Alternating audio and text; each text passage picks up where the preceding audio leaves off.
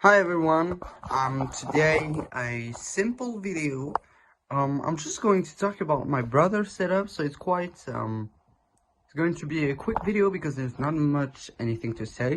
So to start with, there's a PS5 that's got the disc reader, the controller, then his headphones and his old headphones, and the monitor.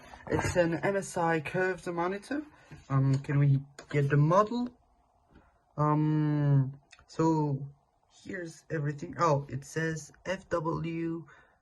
No, wait, maybe that's the BIOS thing. I don't know. I got the box of it, so I can tell you what model it is. I'm going to show you the box. So it's an MSI Curved Gaming Monitor Optix MAG271CV. It's apparently 144 hertz, 1 millimeters response time, something frameless design. It's not true. Adaptive sync. It's AMD FreeSync technology, and it's got a game mode.